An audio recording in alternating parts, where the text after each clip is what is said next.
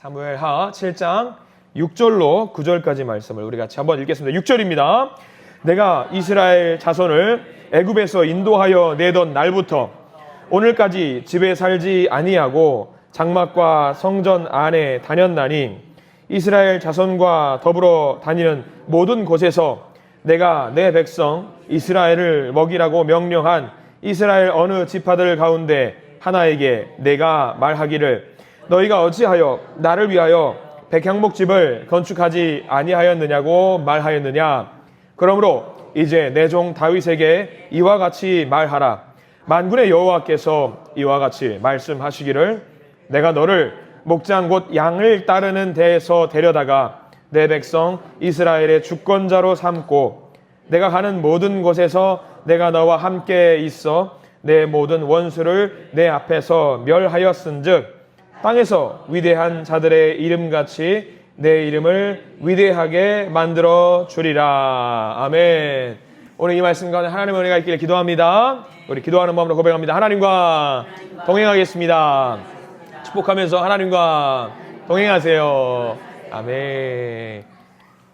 하나님과 동행하길 간절히 소망합니다.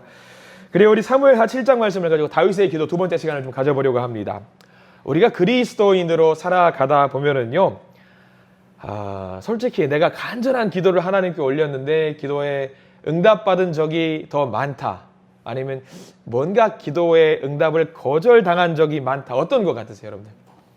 솔직히 나는 기도에 응답을 거절당한 적이 많은 것 같다라는 생각을 굉장히 많이 하실 겁니다. 내가 간절하게 기도를 했는데 왜 내 기도에 응답되지 않지? 근데 그게 우리만 그러는 거 아니에요. 저도 기도할 때 사실 잘 모르겠어요. 이게 응답인지 거절인지 모르겠어요. 근데 여러분 명심하실 거, 거절도 응답일까요? 아닐까요?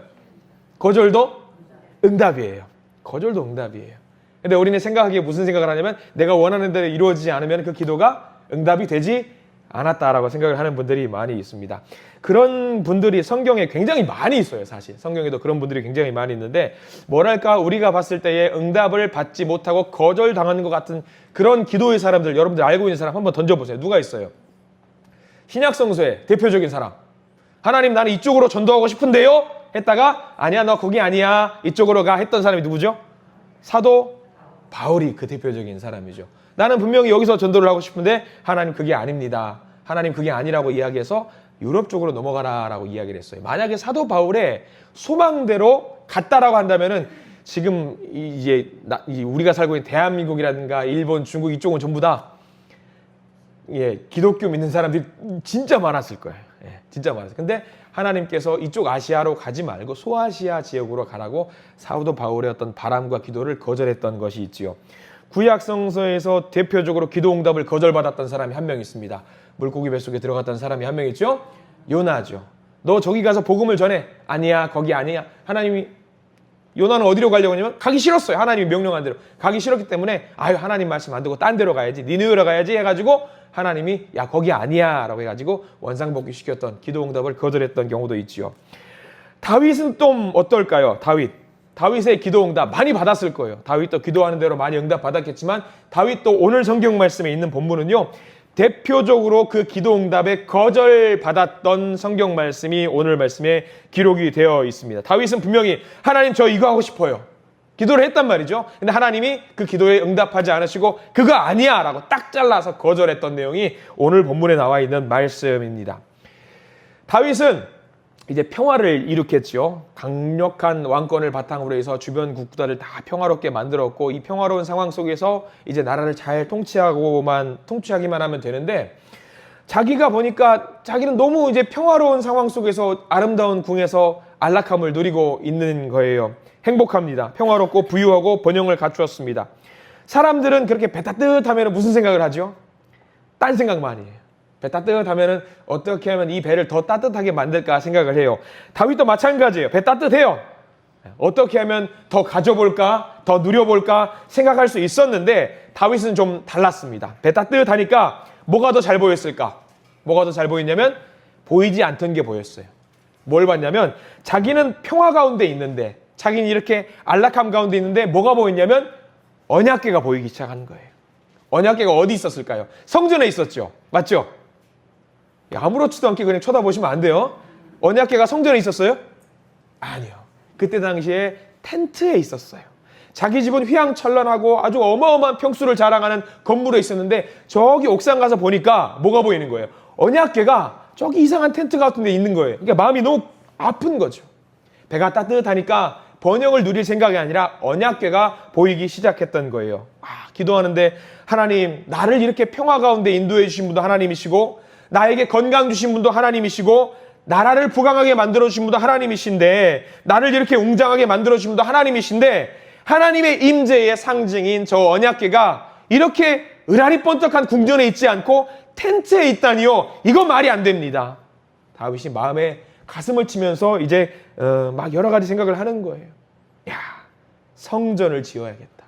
그래, 나만 이렇게 좋은 곳에 살 수 없지. 하나님의 임재를 상징하는 언약궤도 좋은 성전에 있어야 되는 게 맞지라고 하면서 기도를 하기 시작했습니다. 하나님, 성전 짓게 해주세요. 귀한 성전 짓게 해주세요. 기도를 했단 말이죠. 그러면서 선지자 나단이 찾아왔습니다. 선지자시여, 제가 가만 생각해 보니까 나만 이렇게 배 따뜻하게 있을 게 아닙니다. 성전을 지어야겠습니다. 내게 주신 은혜가 너무 커서 놀라워서 감사한 마음으로 성전을 지어야 되겠습니다. 저렇게 언약궤가 텐트에 있는데 비 맞고 있는 거 원하지 않습니다. 라고 하면서 기도를 올렸습니다. 누가 봐도 귀한 생각이죠. 정말 귀한 생각이죠. 근데 이렇게 기도를 하나님께 다윗이 올렸는데 응답 받았을까요? 응답 받지 못했을까요? 어때요? 어땠을 것 같아요? 응답을 아니 오늘 왜 이래요? 오늘 분위기 이상하네 오늘. 응답을 받았어요. 어떤 응답을 받았느냐? 여러분들 5절 말씀 볼래요? 5절 말씀. 자, 5절 말씀 한번 우리 읽겠습니다. 7장 5절 말씀. 나단 선지자로 하여금 이제 명령을 주시는 거죠. 응답을 주시는 거예요. 5절 시작. 가서 내 종 다윗에게 말하기를 여호와께서 이와 같이 말씀하시되 네가 나를 위하여 내가 살 집을 건축하겠느냐? 내가 살 집을 건축하겠느냐? 이 이야기는 지어라 말아라. 어떤 거? 짓지 말아라. 짓지 말아라 이거예요. 성전을 지으면 안 돼. yes, no. 명확하게 no, 아니야. 너 기도 귀한 기도이지만 나는 그 기도에 동의할 수 없다라고 하면서 하나님께서 단호하게 거절을 하셨습니다. 절대로 안 된다 했어요. 그냥 no도 아니고 never예요. never. 절대 안 되는 거예요. 자, 그럼 여러분들 보세요. 하나님이 다윗을 무시한 걸까요?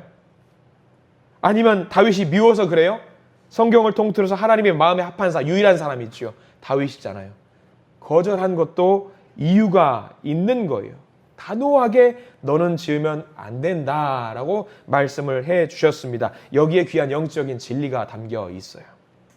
기도하는 사람은요, 응답이 거절될 때, 여러분 명심하십시오. 기도하는 사람의 기도가 응답이 거절될 때는 하나님이 그 기도하는 사람을 미워서 거절한 것이 아니라는 것을 여러분들 명심하시기 바랍니다. 그 사람을 무시하려고 거절하신 것이 아니라는 것을 명심하십시오. 왜 거절할까? 단 하나입니다. 하나님의 다른 계획이 있기 때문이에요. 다른 계획이. 하나님의 집을 짓고 싶다고 하는 다윗의 계획 앞에 하나님은 뭐라고 말씀하시냐면 11절 말씀에 귀한 응답을 주시는데 여기다가 한 포인트에 밑줄을 그어야 되거든요. 펜을 드시고 여러분 11절 같이 한번 읽어볼게요. 11절 읽습니다. 시작. 전에 내가 사사에게 명령하여 내 백성 이스라엘을 다스리던 때와 같지 아니하게 하고 너를 모든 원수에게서 벗어나 편히 쉬게 하리라. 여호와가 또 내게 이르노니 여호와가 너를 위하여 집을 짓고 어디에 밑줄을 그어야 될까요? 하나님의 응답은 딱 하나입니다. 제일 뒤에요. 여호와가 너를 위하여 집을 짓고예요. 하나님의 응답은 이겁니다. 네가 나를 위해서 집을 짓는 것이 아니다. 너 오해하지 말아라. 네가 날 위해서 뭘 한다고 생각하지 말아라. 네 주제에 뭔가 할 수 있을 거라고 생각하냐? 아니다. 내 응답은 이거다. 나는 너의 집을 지으려고 한다. 이게 응답이에요. 오히려 다윗에게 말씀하시는 거예요. 너를 위해서 내가 집을 지으려고 한다. 다윗은 집이 있어요, 없어요? 집이 있어요. 하나님 무슨 말씀이세요? 나 집이 있는데요? 이렇게 귀한 집을 만들어 주셨잖아요. 근데 여기서 말하는 집은 뭐냐면 건물의 집이 아니죠. 명문 가문을 만들어 주겠다라고 하는, 믿음의 가문을 만들어 주겠다고 하는, 예수 그리스도를 만들어 주겠다라고 하는, 보여주겠다라고 하는 그 신호지요. 이건 뭐냐면은 다윗의 이 작은 시야를 넘어선 큰 계획을 하나님이 갖고 있다는 것을 알려주시는 거예요. 이 하나님의 말씀이 중요합니다.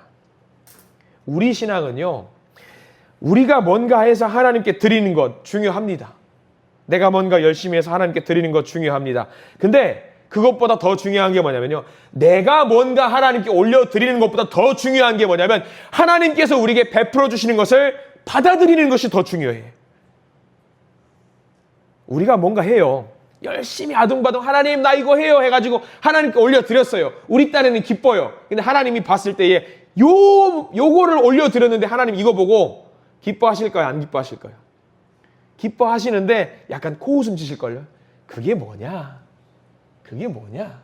왜? 하나님은 이미 온 우주 만물의 주인이시잖아요.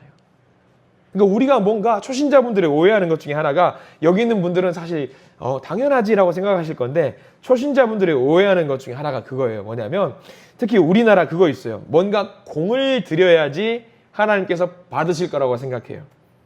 그래서 옛날부터 우리나라에 있었던 아주 이게 그 풍습이 있죠. 뭐죠 이거?